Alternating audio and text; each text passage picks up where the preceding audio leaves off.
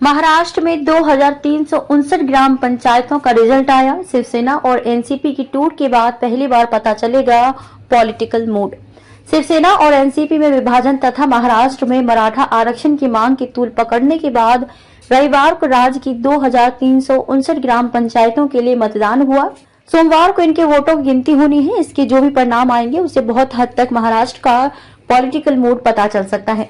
इस बात का अंदाजा लग सकता है कि राज्य का ग्रामीण मतदाता कांग्रेस, उद्धव ठाकरे और शरद पवार की महाविकास आघाड़ी के साथ है या फिर बीजेपी एकनाथ शिंदे और अजीत पवार की महायुति के साथ। हालांकि इन चुनाव में सीधे पार्टी चुनाव चिन्ह पर वोट नहीं डाले जाते, लेकिन जो उम्मीदवार या पैनल चुनाव लड़ते हैं उनके पीछे पार्टी की ताकत लगी होती है। रविवार शाम को 5:30 बजे खत्म हुए मतदान में अच्छी खासी संख्या में वोटिंग के समाचार मिल रहे हैं। इन ग्राम पंचायत चुनावों के जरिए राज्य की ग्रामीण जनता सीधे 2498 सरपंचों का चुनाव कर रही है, क्योंकि 2359 ग्राम पंचायतों के साथ साथ सरपंचों के खाली पड़े 130 पदों के लिए भी रविवार को उपचुनाव हुए हैं। इसके साथ ही 2950 ग्राम पंचायत सदस्य भी चुनाव हुए हैं। कई बड़े नेताओं ने डाले वोट।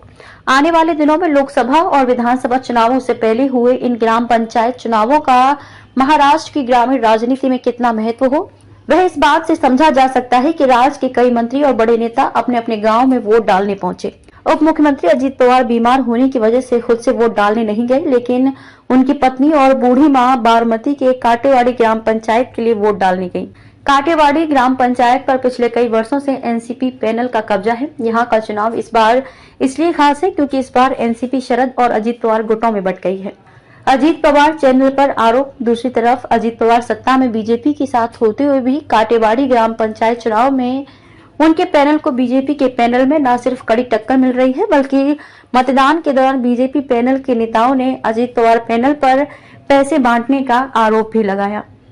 रविवार को काटेवाड़ी इसलिए भी चर्चा में रही क्योंकि जब अजीत पवार की बूढ़ी मां यहाँ वोट डालने आई तो उन्होंने मीडिया के समक्ष कहा कि मेरी इच्छा है कि मेरे पहले अजीत पवार को मुख्यमंत्री बनते देखूं।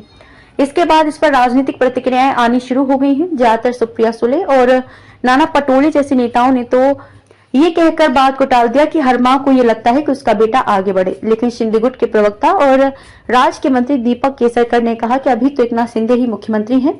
अजीत पवार उम्र में अभी छोटे हैं, उनके पास मुख्यमंत्री बनने के लिए काफी वक्त पड़ा है।